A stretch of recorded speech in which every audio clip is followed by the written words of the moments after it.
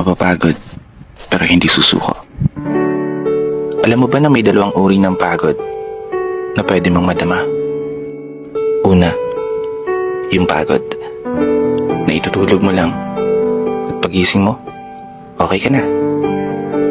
Pero may isang uri ng pagod na talagang kakaiba.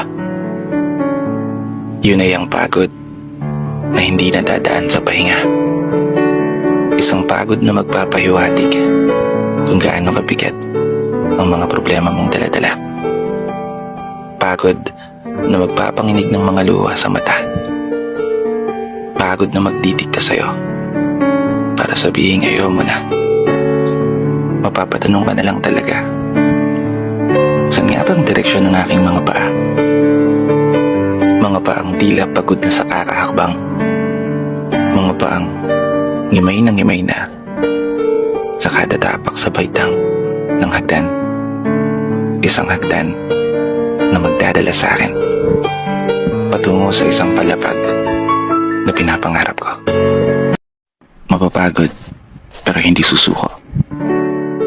Alam mo ba na may dalawang uri ng pagod na pwede mong madama? Una, yung pagod na itutulog mo lang at pagising mo, okay ka na. Pero may isang uri ng pagod na talagang kakaiba.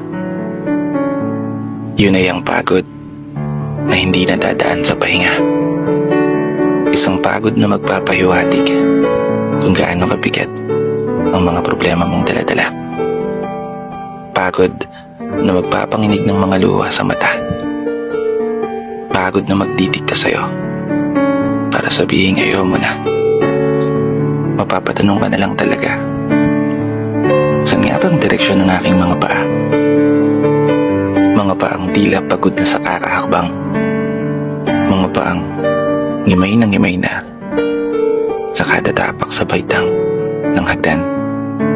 Isang hagdan na magdadala sa akin patungo sa isang palapag na pinapangarap ko.